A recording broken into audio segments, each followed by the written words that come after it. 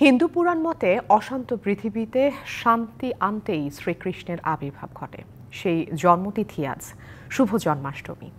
এবার জন্মাষ্টমী উৎসবের ব্যয় সীমিত করে বন্যা দুর্গতদের ত্রাণ দেওয়ার সিদ্ধান্ত নিয়েছে বিভিন্ন সনাতন সংগঠন। পুরাণ মতে ভাদ্র মাসে কৃষ্ণপক্ষের অষ্টমী তিথিতে মথুরায় কংসের কারাগারে জন্ম নিয়েছিলেন শ্রীকৃষ্ণ। সেই পুণ্যতিথির স্মরণে পালিত হয় জন্মাষ্টমী।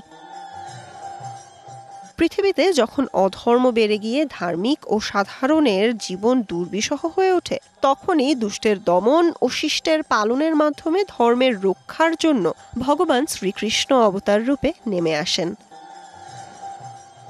জন্মাষ্টমী উপলক্ষে উপবাস, পূজা অর্চনা ও নাম কীর্তন সহ বিভিন্ন আচার অনুষ্ঠান পালন করছেন সনাতন ধর্মাবলম্বীরা। চন্দন, ঘি, দধি ও মধু মিলিয়ে 108 উপাচারে আহুতি দেয়া হবে যজ্ঞে।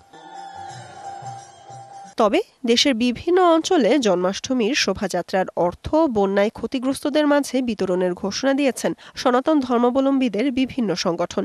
সেই সাথে বন্যার্তদের জন্য মন্দির থেকেও অর্থ উত্তোলন করা হচ্ছে। মন্দিরে মন্দিরে আয়োজন করা হয়েছে দুর্যোগ দুর্বিপাক থেকে মুক্তি লাভের জন্য পূজা অর্চনা ও বিশেষ প্রার্থনা।